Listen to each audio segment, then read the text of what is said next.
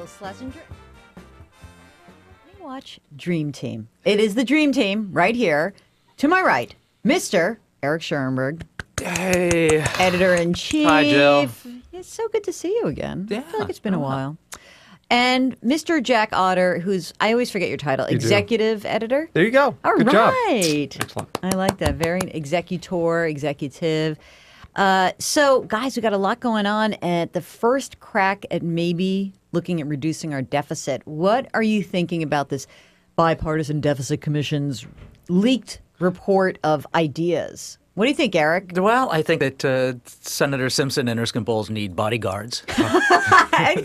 They have, with one document, pissed off more people in Washington than anyone I can think of. Well, it could be the sign that there's some really good stuff there. My friend who's a divorce lawyer always likes to say that if both sides are really angry, it's probably a pretty good deal. There's probably something there. So, Jack, Journalists say that too. Is that right? When your story annoys both sides, you know you're right down there the middle. There you go. Yeah. So what do you think about some of these ideas? I think it's great. Yeah? It's because you can't solve this problem without causing lots of pain. And there's one side, to oversimplify, one side says absolutely no, you can't raise taxes, and the other side says absolutely no, you can't cut benefits. And they're both wrong. You have to do both. Mathematically, there's just no way to do this without doing both, and it does, and that's great. Yeah, and I should point out that on the MoneyWatch website, we have the delightful Carla Freed, who has written a really good just kind of synopsis of everything that's in that kitchen sink.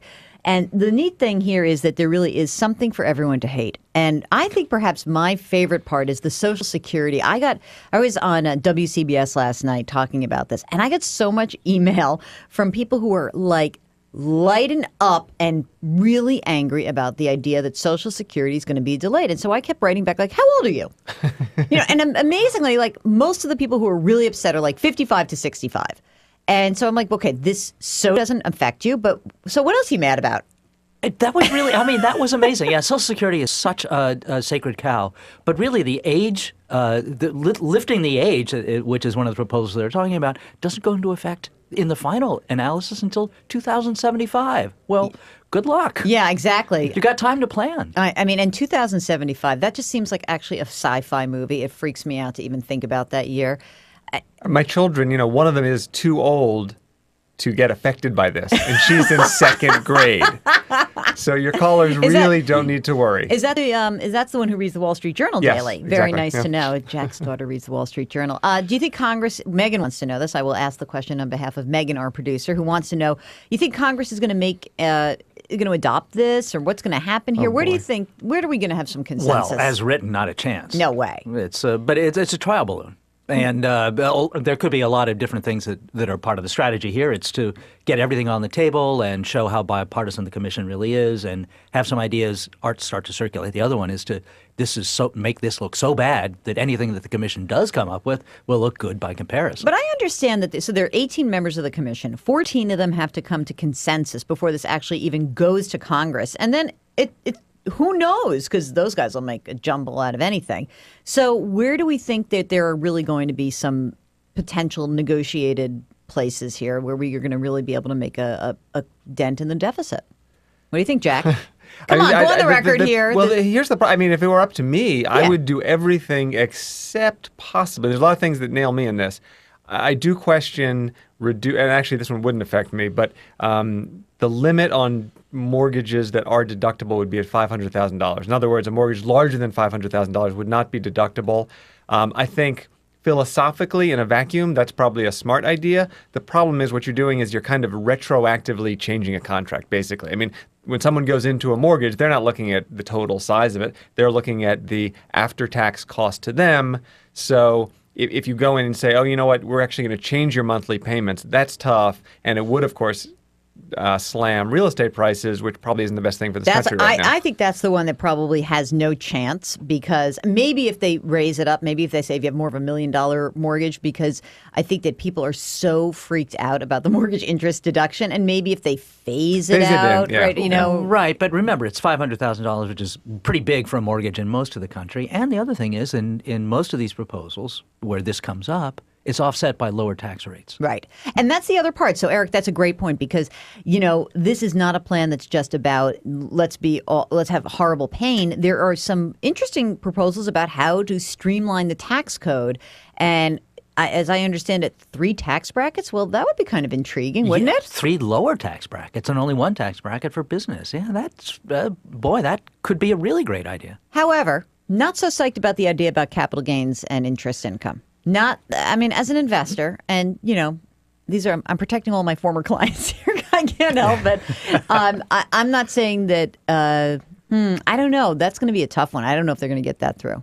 That is a tough one. And you do want to encourage saving, and that's what the capital gains exemption does. But, everyone has to suffer. And there's a pretty strong lobby against it. Yeah. Well, exactly. The entire mutual fund industry. How about let's start there. Yeah. Now, before we go on to our questions, one other thing about this. Anyone going to squawk about 15 cents a gallon at the pump for, is that going to get through or not? Well, they'll except for the oil companies. They'll squawk like mad, and the problem is that virtually everyone who doesn't have a dog in the hunt agrees that that's a really good idea. Yeah. And all economists, many left and right, agree that we got to do that.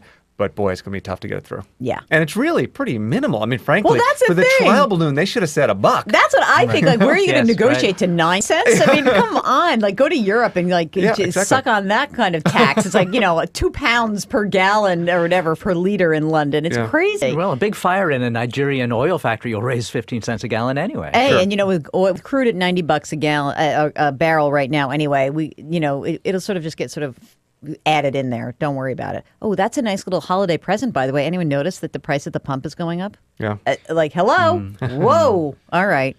Okay. Or the dollar's falling down. I'm not sure whether oil's actually getting more expensive in the rest of the world or just in dollars. Both, because the demand is up. I didn't see the Chinese producer price index was up over 4% today. Wow. Wish I were there. I wish that were our problem. I just wish that were our problem. Gosh, we just got to raise interest rates. Okay, let's get to some cool questions here. Let's see. Let me start. Okay. Tim wants to know, my wife is getting ready to retire next May, and I plan to retire at the end of July 2012. Right now, we both purchased term insurance through our employers. We're basically debt-free. Do you think, oh my God, Megan, I see these. Stop emailing this to me. I'm reading. Okay, let me go back. We're basically debt-free. Do you think we need to continue purchasing term insurance once we retire? If so, at what level? You guys have an answer to this? You want me to put on my advisor cap? Well, I want to hear from you on this, Jill, but I would say no. I would say that it's unlikely you need term insurance when you're at retirement. The coolest thing about insurance is that basically you pay someone, you transfer the risk, right? So you pay someone to take on this risk for you. And at some point, you don't need it because you've saved all this money for your retirement. So chances are, I don't think they probably need it. And generally speaking, once you leave your employer and you're at a certain age, 60 plus, it's expensive. So I'm thinking, probably don't need it. Well, yeah, I was going to ask, though, exactly where it stands. If he's got a 20-year policy that expires in 7 years. Yeah, it's not usually how employment insurance. Oh, it's from his employer. So, generally sorry. speaking, okay. that most term life insurance through your employer is not what they call portable. You can't take it with you. Right. So some disability is, some long-term care insurance policies that you buy through your employer. But generally speaking, Tim, save your money. William asks, does an immediate annuity make sense for someone who is 52 years old and would like to become semi-retired? I've got $400,000 to invest. Eric Schoenberg, editor-in-chief of MoneyWatch.com, $400,000 to invest. You want an immediate annuity or not? I don't think so. I think that's a little premature for an immediate annuity. Yeah? The problem with an immediate annuity is that you, in almost every case, it's going to be a fixed payment. So at 52, and you're going to live for 35 years or God 40 willing. years after that, inflation is going to drive that thing down to nothing. And interest rates now are so low anyway. Yes, that's right. That's right. So you're not going to get very much money for your investment. So I'd say no. I'd put it in stocks in a well-rounded portfolio and let it grow for a while until you really need it. I think maybe if you get closer to retirement, the cool thing is to use an immediate annuity to kind of create some cash flow for you maybe in the first few years of retirement if you need that. But I agree. I wouldn't necessarily tie my money up in and if he means a fixed annuity and not an immediate annuity, if he means should I take a portion of my $400,000 portfolio and have it in a fixed account, that's a slightly different question, right? And even then, I think you're right. It's kind of like you don't need to be locking things down. Right. You'll pay fees. You're not going to get very much interest rate. That's probably a better place to invest in. Right. So, by the way, William, if interest rates go up, then that's the time you start locking down your money and looking to do annuity investing, right? Right, leave it somewhere safe for now. And also remember, the insurance company is betting that this guy's going to live 35, 40 years, so they're obviously not going to pay you much. Right. Wait until the odds are a little more stacked in your favor so that you're betting for protection against longevity. Yeah. Oh, God. Here's a question from Jerry. I'm so jealous. Jerry says he's got a defined pension. I guess that he means that, well, I'm not sure if he means a defined benefit plan, but which is what That'd he probably be my means. guess, yeah. He's got a $300,000 cash value in it. Sometime in the next few months, I'm considering having it pay out in annuity payments. Oh, okay. So another option is he can roll over the cash balance into an IRA rollover and then convert it to a Roth IRA. I'm 58 years old and desperately need cash. You don't like that, do you? Well, I think it's sad. I was excited for the guy until I heard that he's Desperately got a need problem. cash. Yeah. So let's do a little quick one here about the IRA and the Roth IRA conversion. Yeah, that's not an option because he's going to have a huge tax hit. And it sounds like he doesn't have the cash outside of this account. Right, to pay it, yeah. So, not so good, right? Not so good. It sounds like, is it Jerry? Jerry. You ought to stay at work. Yeah, I know it. That's the 58 thing. is pretty young to retire, and especially if all he got is $300,000. Yeah. All right. Kay's got a tax question. This is an easy one. Let me give this to you, boss. It's a layup. What are the tax consequences of changing investment companies or brokers? I've been with Citigroup for years with disappointing results, and a friend has recommended. That was not an editorial. That was I'm reading verbatim. Thank you very much. A friend has recommended her broker with Ameriprise. Before doing anything, I need to find out if this qualifies as a like-kind exchange or some other preferential treatment. Eric Schoenberg, changing brokers. Yeah, Explain it. All you're doing is changing custodian. So unless you have to sell something because the other custodian won't take it in the form that it now exists, you're fine. Yeah. Just transfer it. Yeah, and if there is the thing you will encounter, of course, this is a little parting gift from your brokerage firm at Citigroup, is that you will get an account closing fee. Isn't that nice? I'm leaving, and you're going to whack me $100 per account, and it's usually 75, 100, something like that. And if it's a retirement account, it's a little bit more because they have to do reporting on it, and you cannot fight it. And don't yell; just accept it, take it like a woman. But Jill, would you like to take this opportunity for a not at all paid advertisement for a fee-only advisor? I mean, to me, going from Citigroup to Ameriprise is kind of like going from one egg to another egg.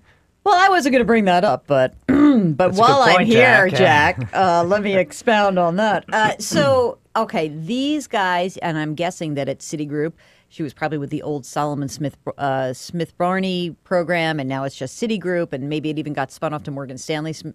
Anyway, so these are usually the folks who work at these companies are usually commission-based. Not all of them, because there are some Citi brokers who are fee-based, but perhaps, Kay, here's a question, that if you're about to go change advisors, you go out and you interview a few different ones, and you may go to your recommended broker from Ameriprise and ask questions like, how much do you get paid?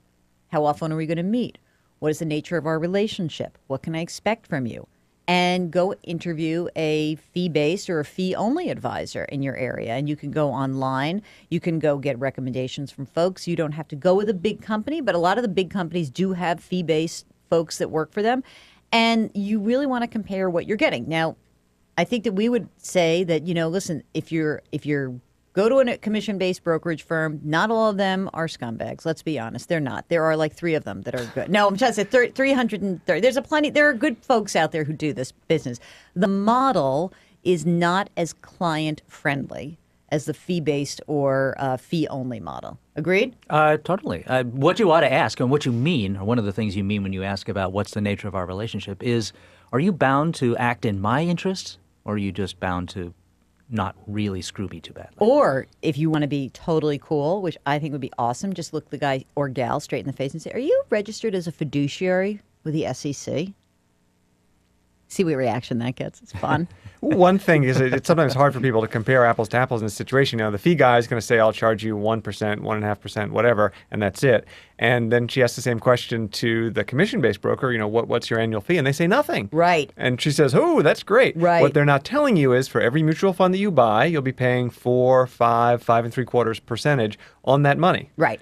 So you want to say, I've got X dollars to invest, and you also want to make sure that these are the right people for you, because if this is somebody who really specializes in one type of client, I only deal with people who work at Hewlett-Packard. That's my entire practice is filled with people from Hewlett-Packard, and I can help that. All right, fine. But, what's right for you, what you need at this point in your life. And you're right, Jack. I think the smart thing to say is I've got a portfolio of $200,000. Right now, if you were going to invest that, how much would that cost me?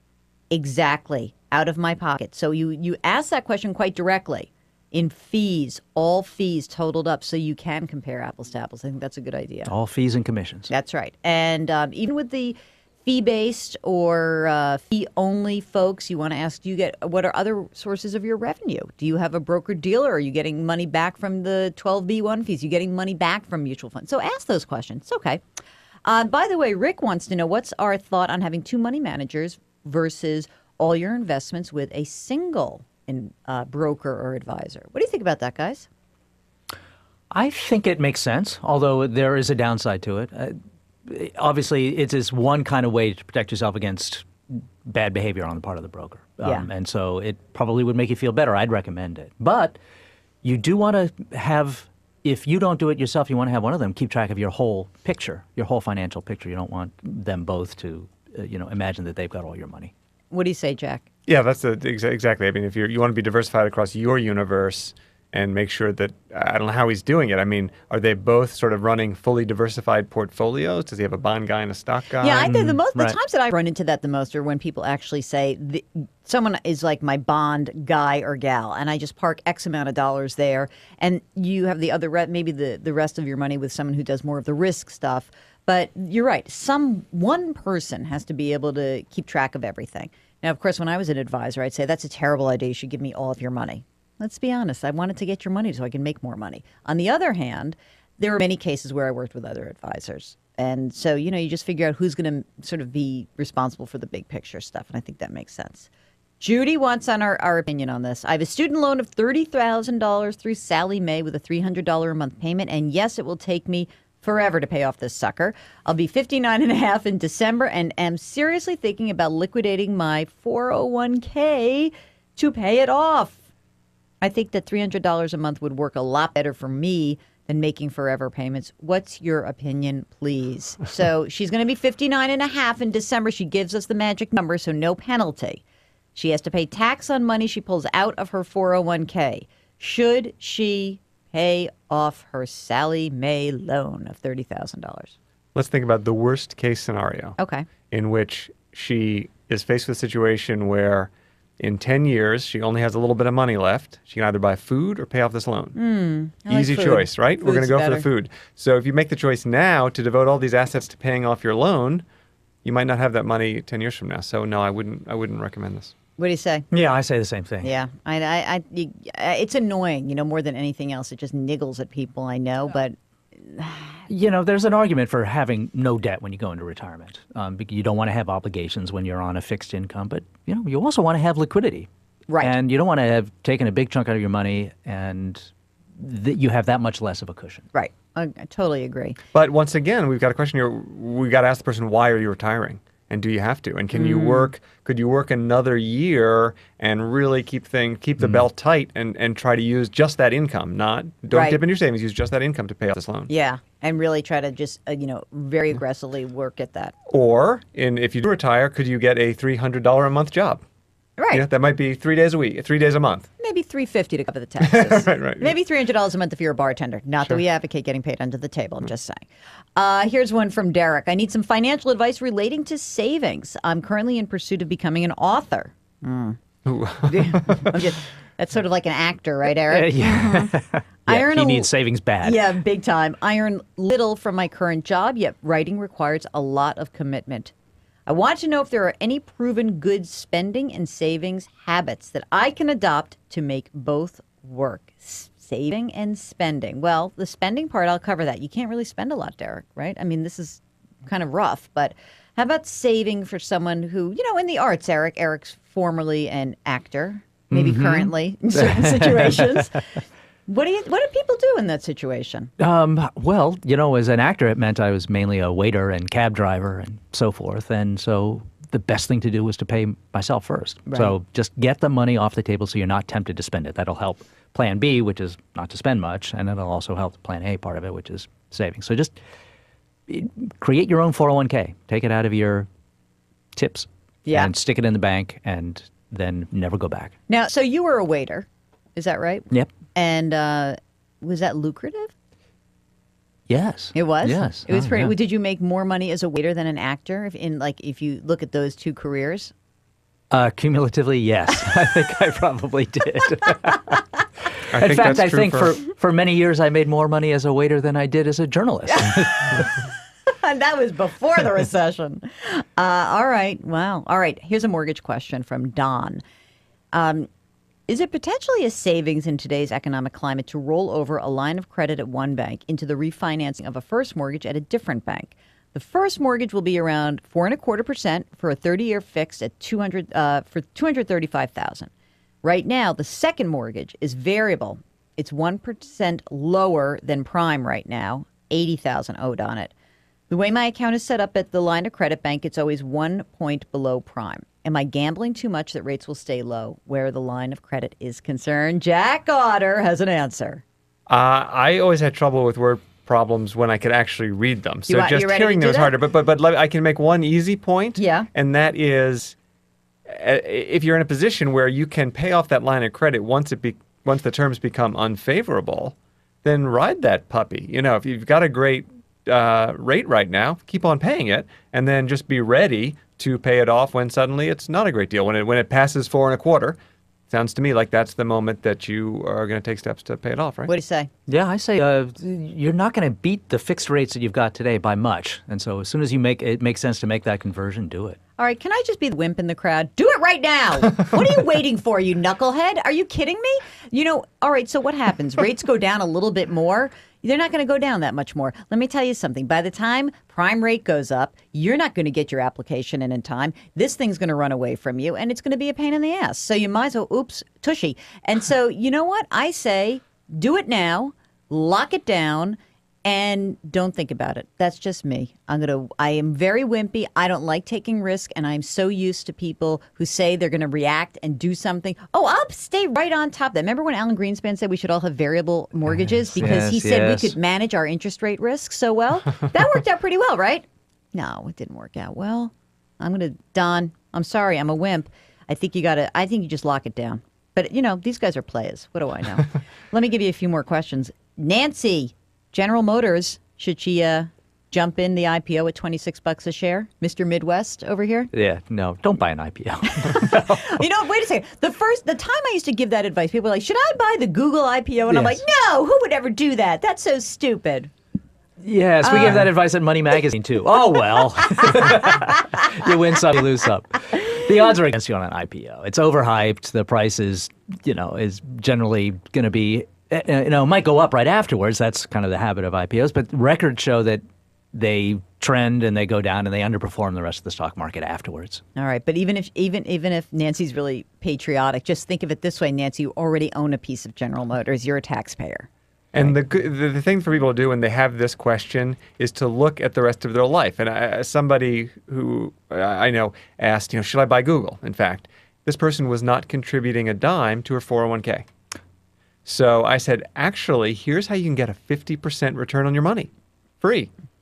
Start contributing to your 401k. So do you have credit cards you could pay off? Right. That's a 21% return on your money or whatever. Yeah, 29. Yeah. All right. So I have to save this for Jack at the end. We have a special question for you, Jack. Wow. But let's start here with Adrian, who says, we had a balloon mortgage, and in paren, yeah, stupid. We refinanced a few years ago at 5 1/8. We also have a home equity loan line of credit with Bank of America, who also has to approve the resubordination. Our mortgage is $200,000. The house is worth $300,000. Should we try to refi right now? So they're at 5 1/8. They're going to have to basically go through a pretty big jumping through hoops process. What do we think, guys? I think let's go to the internet. There are great calculators out there. You can put all the numbers in, figure out how much it's going to cost you, how soon you'll break even, and then you just weigh that against the jumping through hoop factor, Right. and figure it out. Yeah, I think I think that makes sense. And you be very careful about the cost of the refi. Yeah. Right. Make sure we factor that in. One interesting point, apparently spreads are now widening in the mortgage industry. And what that means is you have a little more room for negotiation.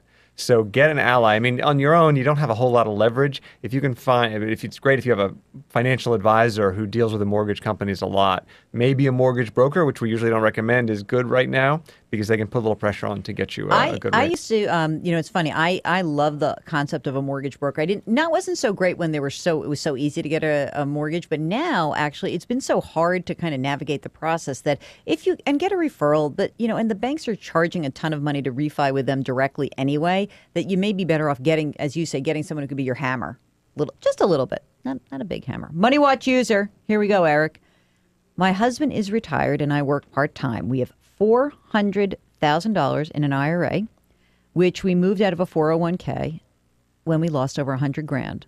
So they were at 500, they went to 400, they moved it into an IRA to bank, right? Because they're in a bank savings. Mm-hmm. My husband gets no pension, neither will I when I retire. What can we do with the money we have now to make sure we have enough to live on in the future? My husband's 67, she is 63, so she's going to work a couple more years.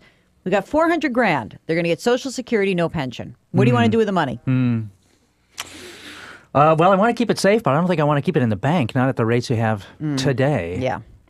For the safe part of it, well, first of all, you want to diversify. You don't want to keep it all in the bank, period. Right. You'll be totally helpless against inflation. And, at 67 and 63, they have, a couple decades to go. Right. So, read Jill Schlesinger's blog, read the investing blogs at Money Magazine to talk. Money Magazine. Where am I? It was a long, CBS long time ago. Yes, I was there for a while. Yeah, I know. At CBS MoneyWatch and find out how to construct a portfolio. Yeah.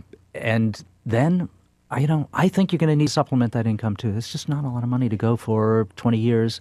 Even with help from Social Security. And remember, kind of good rule of thumb is that you are going to need to live on sort of withdrawal rate of around 4% of that chunk of money. Right. It's just not a lot. Right. So hopefully you've got a bunch of equity in your house. Maybe you can downsize. Maybe 4 turns into 5 or 6. That would be great. But right, got to be careful. 4%, that's $16,000. Yeah. Right. Do look at Alan Roth's blog. He's keeping up on the great interest rates. Just today, he's got the Pentagon Savings Union, if that's the correct name. Federal Credit Union. Offering a great rate on a CD, and that will probably quadruple what your bank is paying you right now. So a nice chunk of your money could go in there. I think that's great advice for that safe portion of your portfolio. That you can't beat that. Watch Alan Roth. He's on top of interest rates at banks. And believe it or not, when we say diversify, we really mean diversify. Like probably a small portion, maybe Jill has a percentage, is probably going to go in an index fund in stocks. Yeah, I mean, there's probably going to be like 30% that you're going to. You need something that's going to grow. And by the way, looking out in the future, I'm not feeling all comfy with bonds. No. So, in a lot of ways, I'm feeling much more comfortable with a diversified portfolio of international and U.S. stocks that are, good, solid companies. But bond market scares the Jesus out of me. So, got to be careful there. Oh, man. That was scary. That is Megan. Oh, I got to do it. Jack's question. Final question for Jack. Don't answer this, Eric. If we didn't get to your question, I'm very sorry. We'll try you next week. You can always go and shoot us an email at asktheexperts@moneywatch.com. Check us out every single day. We've got amazing content rich throughout this site because of these two men sitting here. Ready? Here, Jack. Will I get the tax refund I need this year to take my cruise? From Cleophas Jones. I don't know who this is. I think I do. And what is that? Could you maybe shed some light on that for us who aren't in on this joke? No, actually, I cannot. I can only say that I'm guessing Cleophas has had a pretty good year and probably will not get a tax refund. And will probably actually have to pay the tax man quite a bit. Wow. No cruise in his future. Yeah. Wow. That's, there you go. But these days, you get on a cruise, what happens? bad Yes, stuff happening right. on those Yeah. boats. So- You know, it's like there is nothing worse to imagine for me than being stuck on a cruise and then really being stuck on a cruise. It's about the worst it could be. Thankfully, they are choosing between Spam and Pop-Tarts. I'll take the Pop-Tarts. Free drinks, but no ice. Right. All right, that's fine with me. There's like a heck of a bingo game going on there.